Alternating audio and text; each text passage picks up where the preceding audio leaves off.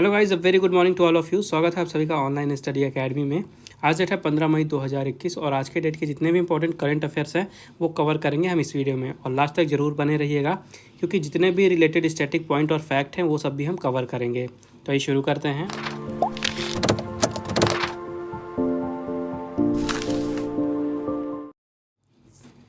तो आज का पहला क्वेश्चन है, which Indian has won the Whitley award 2021? किस भारतीय ने विटली पुरस्कार 2021 जीता है? तो अभी हाल ही में नागालैंड के नुक्लू फोम, ठीक है, नाम याद रखिएगा, नागालैंड के नुक्लू फोम है, इन्होंने जीता है 2021 का विटली पुरस्कार, ठीक है। और काफ़ी ज़्यादा इंपॉर्टेंट क्वेश्चन है ये, एग्जाम में काफ़ी ज़्यादा चांसेस है आने के। इस अवार्ड को ग्रीन ऑस्कर के नाम से भी जाना जाता है, यही कारण है कि ये क्वेश्चन काफ़ी ज़्यादा इंपॉर्टेंट है, ठीक है। तो टोटल 7 लोगों को ये अवार्ड दिया गया इस साल, और इकलौते भारतीय रहे हैं नुक्लू फोम जिन्हें ये अवार्ड दिया गया है, इसलिए इनका नाम सबसे ज़्यादा इंपॉर्टेंट है, आपको याद रखना है। और ये अवार्ड दिया जाता है जो कंजर्वेशन लीडर होते हैं, जो कि पर्यावरण के क्षेत्र में आउटस्टैंडिंग कंट्रीब्यूशन देते हैं अपना, उनके रिकॉग्निशन में दिया जाता है, उनके सम्मान में ये अवार्ड दिया जाता है उन्हें। और इसका जो प्राइज़ मनी है ये 40,000 पाउंड होता है, ये याद रखिएगा। नेक्स्ट क्वेश्चन है, विच स्टेट हैज़ लॉन्च्ड महातारी दुलार स्कीम?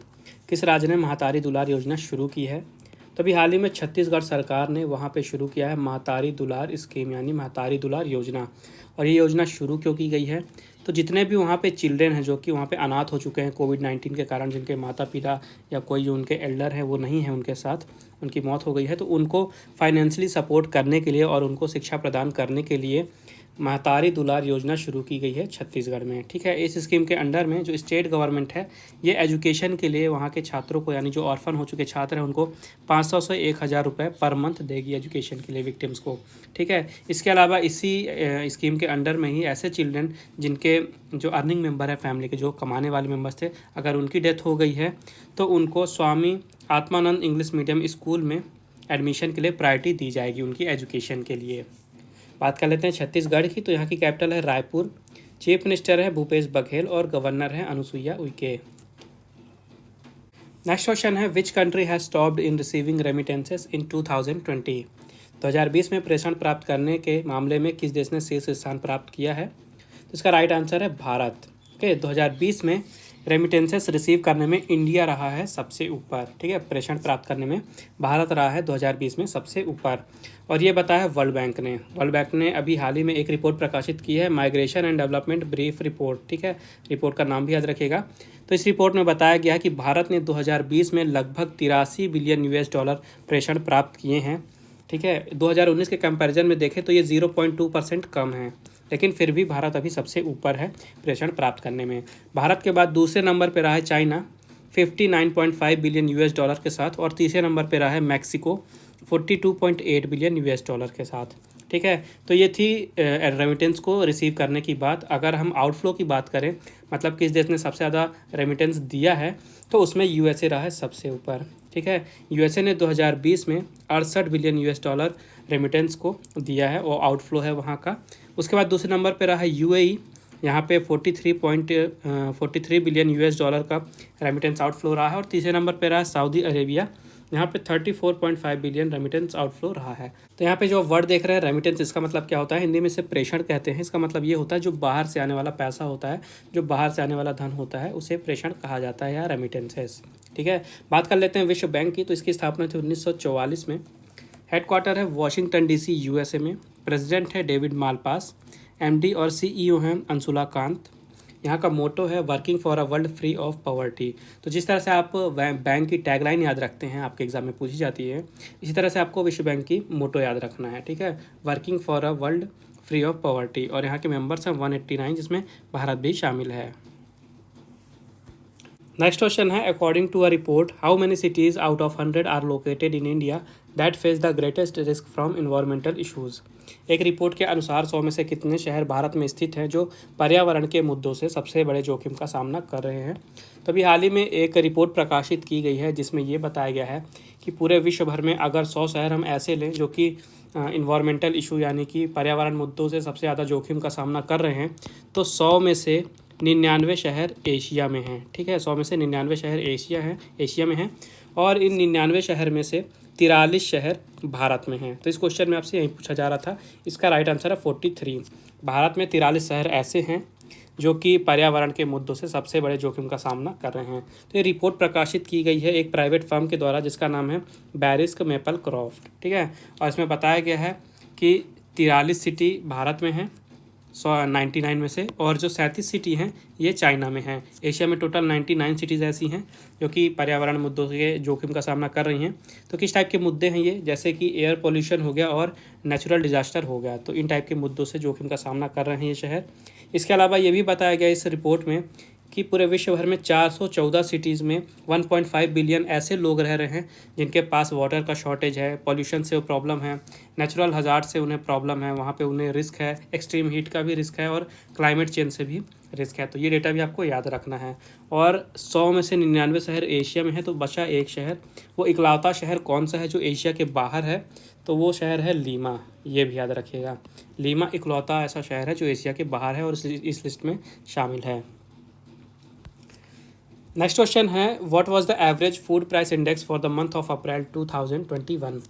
अप्रैल 2021 के महीने के लिए औसत खाद्य मूल्य सूचकांक क्या रहा है। तो अभी हाल ही में फूड एंड एग्रीकल्चर ऑर्गेनाइजेशन ने फूड प्राइस इंडेक्स बताया है अप्रैल 2021 के लिए, ठीक है, FFPI, ठीक है, 2021 के लिए बताया गया है अप्रैल 2021 के लिए, और ये एवरेज रहा है 120.9 पॉइंट्स, ठीक है, 120.9 points average food price index रहा है अप्रैल 2021 मंथ के लिए, ठीक है।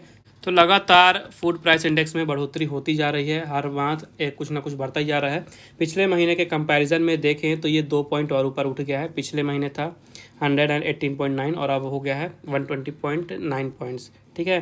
तो ये राइज यानी कि ये प्राइस में बढ़ा क्या, इंडेक्स में बढ़ा क्यों है, क्योंकि जो शुगर है और ऑयल है, मीट है, डेयरी प्रोडक्ट है और सीरियल हैं, इनके दाम में बढ़ोतरी हुई है, महंगाई हुई है, इसी कारण से फूड प्राइस इंडेक्स भी बढ़ा है, ठीक है। तो ये FFPI यानी फूड प्राइस इंडेक्स होता क्या है, तो इसमें एक बकेट बनाया जाता है जिसमें कि 5 चीज़ें रखी जाती हैं, sugar, meat, dairy, vegetable oil और सीरियल, ठीक है। इसके बाद इनका इंटरनेशनल प्राइस देखा जाता है कि इसमें कितना ज़्यादा उतार चढ़ाव हो रहा है इनके इंटरनेशनल प्राइस पे। इसके बाद ये इसी के बेसिस पे फूड प्राइस इंडेक्स बनाया जाता है, ठीक है। तो अप्रैल 2021 का रहा है 120.9, ठीक है, और ये एवरेज था। ये बताता है फूड एंड एग्रीकल्चर ऑर्गेनाइजेशन, जिसकी स्थापना हुई थी 1945 में, हेडक्वार्टर है रोम, इटली में, और डायरेक्टर जनरल है क्यू डोंग्यू। नेक्स्ट क्वेश्चन है, who has sworn in as president of Uganda for 6th term. किसने छठे कार्यकाल के लिए युगांडा के राष्ट्रपति के रूप में शपथ ली है। तो अभी हाल ही में युगांडा में प्रेसिडेंशियल इलेक्शन हुए थे जनवरी में, ठीक है। तो हाल ही में वहाँ पे जो प्रेसिडेंट हैं थे पहले से ही योवेरी मुसेवेनी, ठीक है, योवेरी मुसेवेनी, इनकी पार्टी ने फिर से जीत दर्ज की और ये 6वीं बार अब युगांडा के प्रेसिडेंट बने हैं फिर से। योवेरी मुसेवेनी नाम याद रखिएगा, ठीक है। युगांडा की बात करें तो यहाँ की कैपिटल है कंपाला, करेंसी है युगांडन शिलिंग, और प्रेसिडेंट बन गए फिर से योवेरी मुसेवेनी। नेक्स्ट क्वेश्चन है, who has been appointed as India's next ambassador to Suriname. Suriname में भारत के अगले राजदूत के रूप में किसे नियुक्त किया गया है।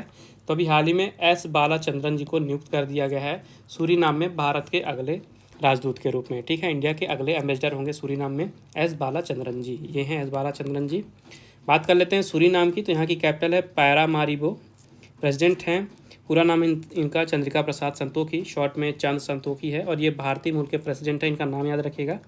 करेंसी यहाँ की सूरीनामीज डॉलर, और ये जो टी रविशंकर जी हैं ये नाम इंपॉर्टेंट है क्योंकि ये RBI के चौथे डिप्टी गवर्नर बने हैं हाल ही में, ठीक है।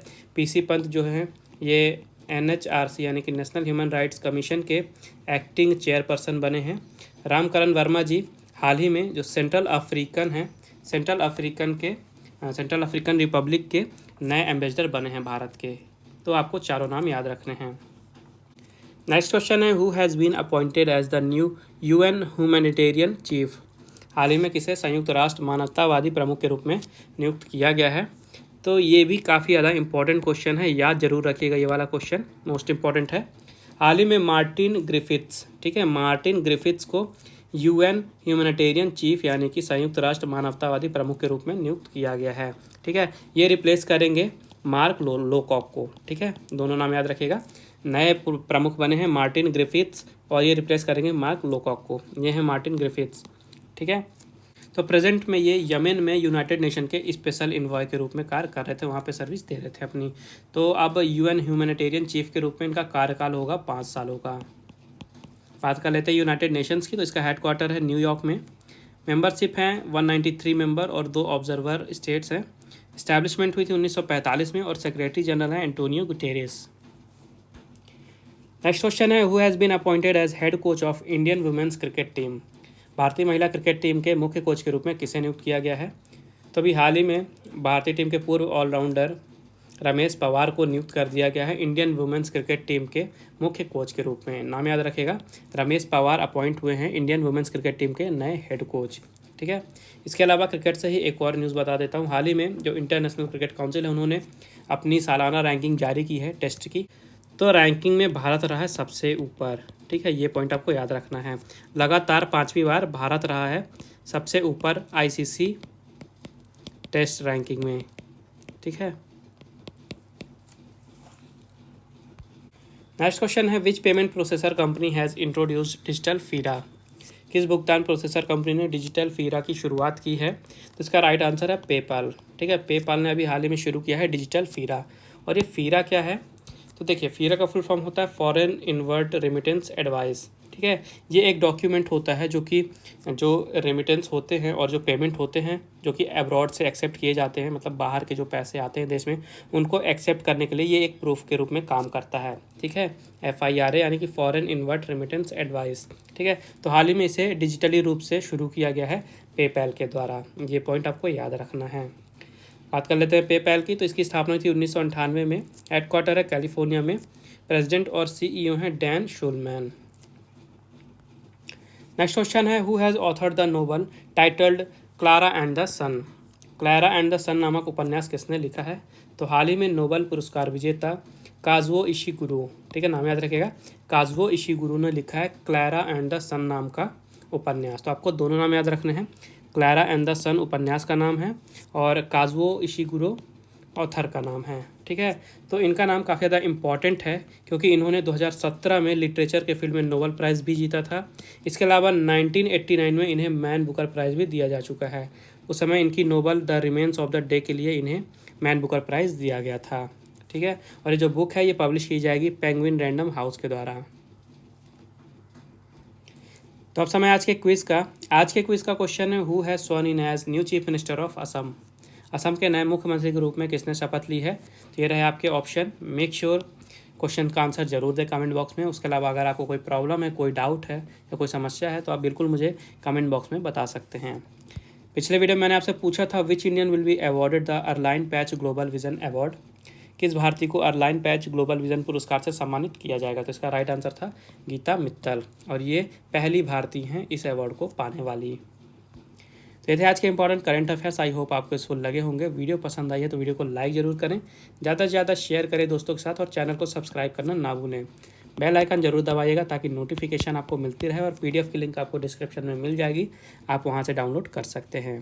तो फिर मिलते हैं कल कुछ नए करंट अफेयर्स के साथ। तब तक के लिए take care and thank you guys.